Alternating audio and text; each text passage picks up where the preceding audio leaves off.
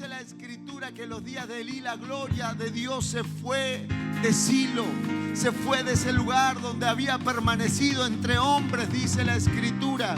Pero lo más tremendo, ¿sabe? No dice se fue de Olavarría y se fue a Buenos Aires, no, dice dejó Silo y eligió a un hombre llamado David.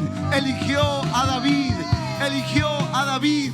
¿Sabe? Cuando Dios puso los ojos sobre David, ni siquiera era un hombre, era un muchacho que pastoreaba unas pocas ovejas y cabras de su padre. Era un pequeño adorador que amaba a Dios con todo su corazón. Y la presencia de Dios dejó el tabernáculo en Silo y buscó un hombre sencillo, humilde, y lo sacó de atrás de las ovejas de su padre. ¡Aleluya! Dale ese aplauso a él. Vamos. Bueno, el Salmo 78, para mí cautivó mi corazón hace unos 10 años, cuando el verso 60 dice: dejó por tanto el tabernáculo en Silo, la tienda en que habitó entre hombres, y entregó a cautiverio su poderío y su gloria en mano del enemigo. Entregó también su pueblo a la espada y se irritó contra su heredad. El fuego devoró a sus jóvenes y sus vírgenes no fueron loadas en cantos nupciales. Verso 70, por favor, saltemos. Dice: eligió a David su siervo y lo tomó de detrás de las majadas de las ovejas, y detrás de las paridas lo trajo para que apacentase a Jacob su pueblo y a Israel su heredad, y los apacentó conforme a la integridad de su corazón, los pastoreó con la pericia de sus manos. Amén y amén. Diga conmigo: eligió a David. El Señor está hablando de una transición. La presencia de Dios que habitaba en el arca del pacto, que era cargada por los sacerdotes en aquel tiempo, estaba en el tabernáculo. El tabernáculo de reunión era un templo móvil. Estaba hecho con maderas de acacia que estaban unidas por una barra que levantaba como si fuera un muro. Y tenía como argollas que pasaba un tirante redondo y las unía, y eso hacía todo el contorno. Y luego estaba el lugar santo y estaba el lugar santísimo, y allí estaba el arca del pacto, y fue llamado el lugar del encuentro con Dios. Y era algo móvil porque de tiempo en tiempo la nube se movía y se desarmaba todo y se llevaba al lugar donde Dios los movía.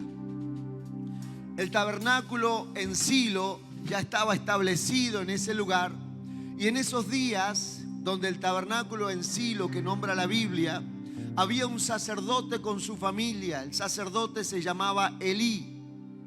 Elí fue un hombre grande en el reino, fue un hombre poderoso en Dios.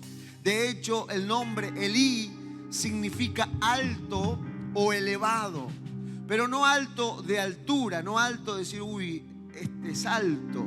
No es alto porque medía 1,90 m o 2 metros, sino que habla de algo espiritual. Está hablando de que Elí fue un hombre levantado por Dios. Esa es la literal representación o descripción de su nombre. Un hombre levantado por Dios. Ese era Elí. Fue un sacerdote, fue un hombre lleno del Espíritu Santo.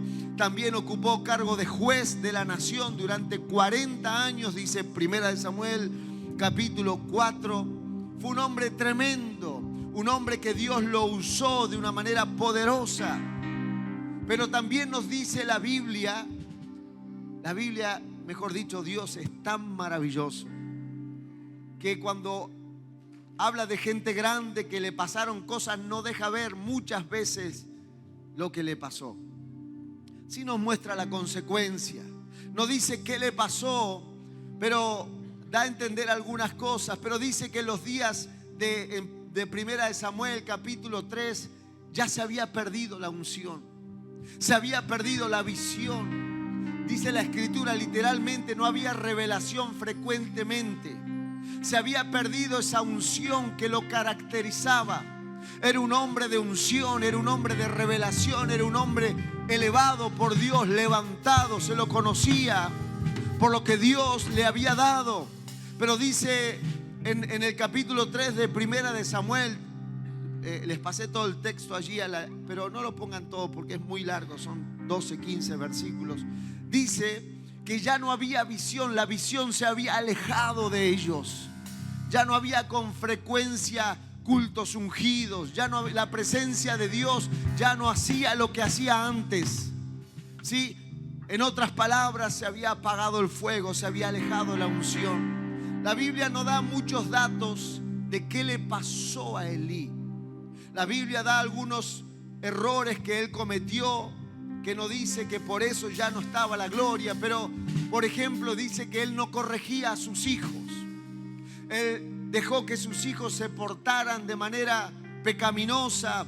Dice la Escritura que sus dos hijos, Ofni y Fines, cometían pecados graves aún en el templo. Eran totalmente carnales y él no los reprendía. No los reprendía. Un día un profeta anónimo vino a hablarle de parte de Dios y él solo corrigió a sus hijos como diciéndole: muchacho, haga las cosas bien. Fue algo muy suave, muy liviano comparado a la gravedad de sus pecados.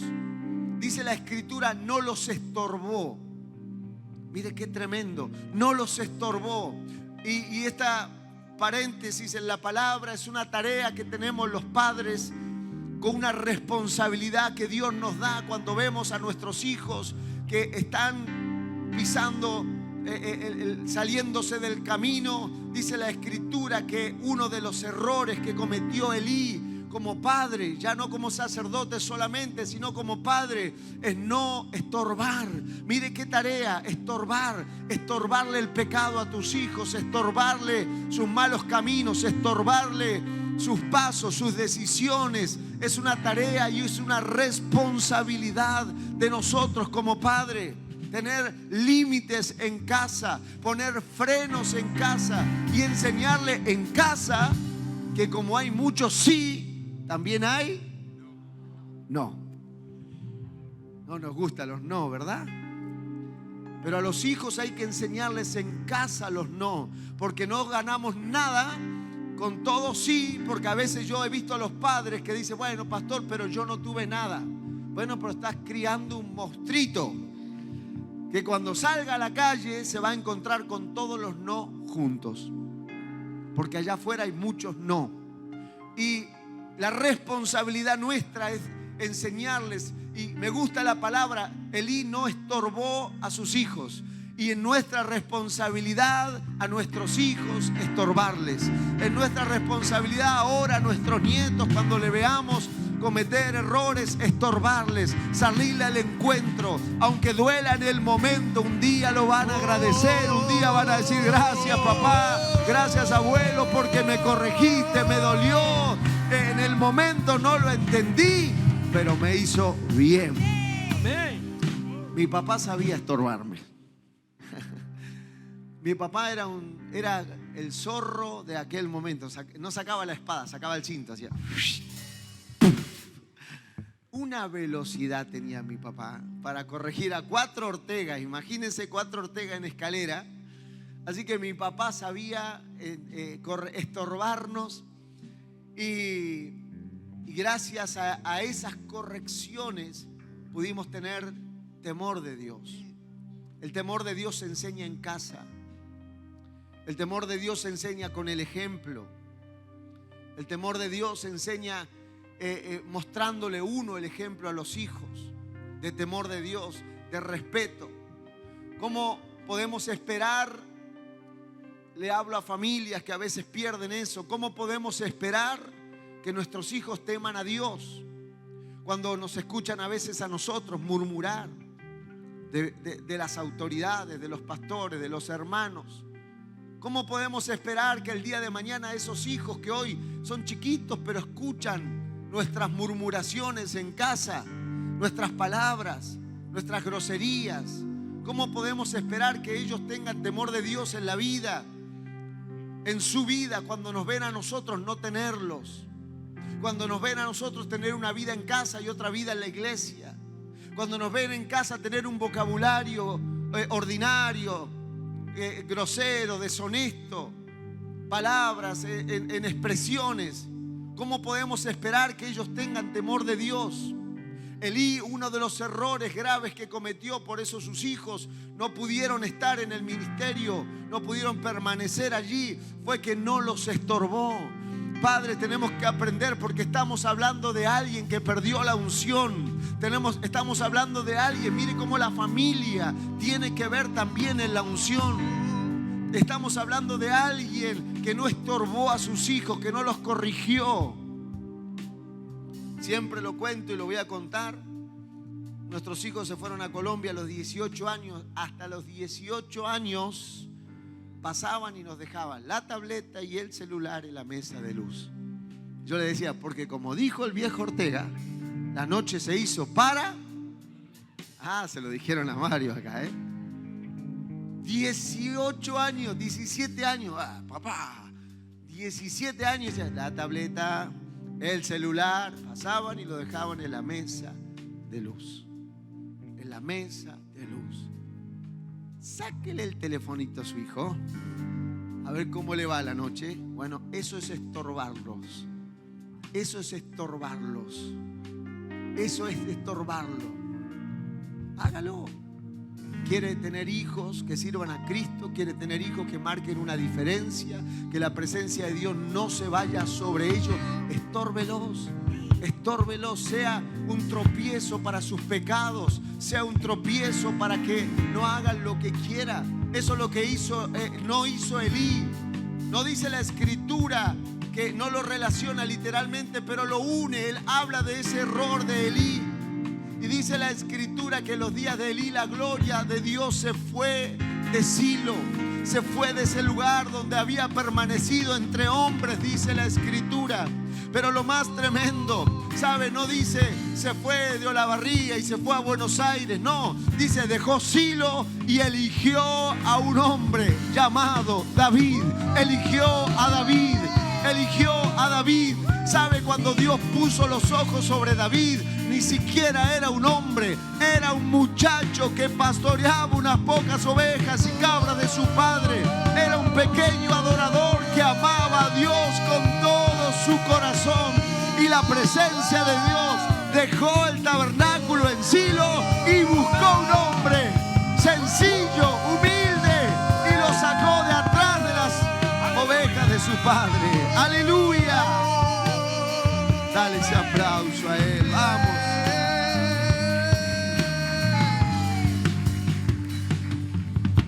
¿Qué había en David? Que la presencia de Dios dejó un lugar y buscó a un hombre. Había un corazón adorador, un corazón temeroso, un corazón sensible a la presencia de Dios. Lea los salmos y va a escuchar un hombre sensible. No me quites tu espíritu, Señor. No me quites, trátame, pero no me quites tu espíritu. No me quites tu espíritu. Un hombre que amaba la presencia de Dios. Un hombre que había hecho de la presencia de Dios su tesoro. Dios deja un sacerdocio, un hombre de ministerio. Dios deja un lugar llamado Silo. Lo entrega a sus enemigos. Y busca a un hombre que amó la presencia de Dios. Un hombre que decidió honrar. Un hombre que lo puso primero. Un hombre que puso primero a Dios en todo en su vida, a pesar de sus errores. ¿Sabe que David tuvo errores? Pero los llevaba y los confesaba en la presencia de Dios. Tuvo errores graves. como muchos de nosotros hemos tenido errores o tenemos errores, pero iba delante del Señor y allí como niño lloraba sus errores.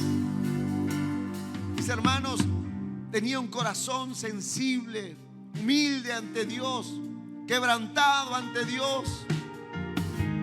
Y Dios eligió a David, sacó su espíritu, su gloria de un lugar y lo puso en un muchacho que tenía estas características. Amaba a Dios, humilde, sencillo, quebrantado en la presencia del Señor, que supo rendir su corazón delante de Dios. Que mire la diferencia. Lo voy a comparar un poquito con Saúl, el rey anterior. Cuando Saúl pecó, cuando Dios se enojó con Saúl, ¿sabe qué dijo? Le dijo a Samuel, que lo fue a corregir: bueno, yo acepto, sí, se enojó Dios conmigo, pero haceme quedar bien delante del pueblo. Honrame delante del pueblo. Sí, ya sé, Dios se enojó, Dios está airado conmigo, pero habla bien al pueblo de mí, que el pueblo hable bien de mí. Y David, cuando se equivocó, mire lo que dice: quítame todo, no me dejes nada, pero no me quites tu presencia, no me quites tu presencia. A Saúl solo le importaba la opinión de la gente, a David solo le importaba su espíritu. Quítame todo, pero no me quites tu Santo Espíritu. Por eso Dios eligió a David, quitó su gloria de Silo y eligió a David. Dios toma su gloria de un lugar y lo pone sobre un hombre. Lo pone sobre un hombre. ¿Sabe? Gracias a nuestros pastores que nos han enseñado, yo creo que en Argentina y en Paraguay Dios está buscando hombres, no lugares. Dios está buscando gente, no lugares. En Argentina, lo que conocemos un poco, se dice: Dios está en todos lados, pero atiende ¿dónde? En Buenos Aires, dicen los porteños, ¿no? Pero yo tengo malas noticias para los que pensaban así. Dios está en todos lados y atiende donde hay gente humilde que le busca, que se humilla, que le adora, que le adora, que le adora. Dios está en Saladillo, en Ushuaia, en Buenos Aires, en Bariloche, en El Maitén, en Córdoba, en Ñembí. Yo lo he visto en cada uno de sus lugares. Créame, yo lo he visto en cada uno de estos lugares. En Olavarría, en Azul, Dios está donde hay un humilde que le busca. Aleluya. Por eso, mis hermanos, por eso Dios bendice a su pueblo, porque ha entendido esta verdad. Y en este aniversario 18 yo quería cerrar con esta palabra. Tenemos un solo tesoro, un solo tesoro. Yo solo les pido algo a la iglesia: no me saquen nunca de mi sótano, no me saquen de allí. Le pido a la familia: no me saquen de allí. Esta semana pasada hablé con la pastoral y le dijo: yo creo que voy a renunciar a ser presidente de la pastoral, porque me eligieron por 4 años más. Yo le digo: yo no sé si creo que voy a terminar solo este año, y el próximo año sigan, yo estaré, pero no como presidente, porque necesito estar más allí. Es nuestro único tesoro, iglesia. Esto no es nada, esto es un lugar físico. Esas tierras no es nada, es un pedazo de tierra en el mundo, no es nada. Lo único que tenemos es un lugarcito en cada casa. Lo único que tenemos es un almohadón en cada casa. Algo así, mire, es mi almohadón en el sótano, es mi único territorio en el mundo. Lo único que tengo es una Biblia allí abajo. Es mi único tesoro en esta tierra. Es mi única posesión en esta tierra. Hermanos y pastores, amigos, yo quiero que entiendan, no tenemos nada. El día que perdamos ese lugarcito, de nada sirve esto, de nada sirve eso, de nada sirve un lugar en una organización y en una pastoral. No sirve de nada, nada, nada. David entendió eso, David entendió eso. Por eso Dios quitó la gloria de Silo y la trajo sobre David. Es lo único que tenemos en estos 18 años. Tiene que quedar claro. Es lo único que tenemos. Es lo único que tenemos. Un lugar para traerlo. Un lugar para buscarlo. Un lugar para decirle que lo necesitamos. Que lo necesitamos. Yo le digo, si lo entendemos, vamos a cumplir 19, 20, 21, 30 y su gloria solo será más grande. Aleluya. Si no lo entendemos, seremos como Silo, tierra arrasada por el enemigo. Seremos como la familia de Elí, con hijos perdidos, sin Cristo. ¿Y de qué te sirve el auto 0 kilómetros en la puerta y tu hijo llegando borracho a las 6 de la mañana? ¿De qué te sirve? ¿De qué te sirve la casa hermosa y tu hija durmiendo con quién sabe quién? ¿De qué te sirve? Lo único que tenemos es un lugarcito en el mundo para buscar su presencia.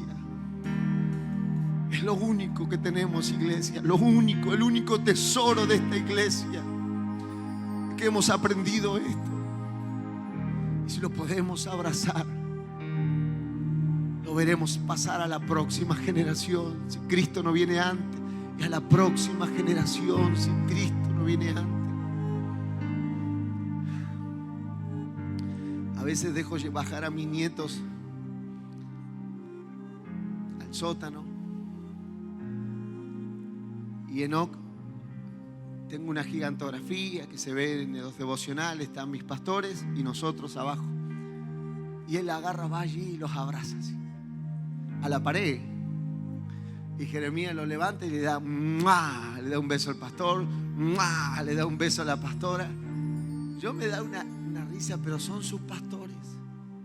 Saben que ahí no pueden ir a molestar, allí no pueden bajar a interrumpir. A veces los llevo a mi almohadón y allí que es un lugar de oración, que es un lugar de búsqueda. Esa es la llave de todo lo que hemos vivido estos 18 años. Yo los hago responsable a cada familia que tenga su lugar. Lo hago responsable a cada uno de ustedes que vuelva a ese lugar. Que no sean como la familia de Elí, que digas tenemos nombre, una trayectoria, pero en nuestras casas es tierra arrasada por el enemigo. Yo les animo en este cierre del aniversario, cuidemos lo único que tenemos, su presencia. Póngase en pie esta mañana. La nube de Jehová está aquí. Es la nube de Jehová que desciende tu ser. Es la nube de los hijos de Israel. La nube de Jehová está aquí. Es todo lo que tenemos, tu presencia, Señor.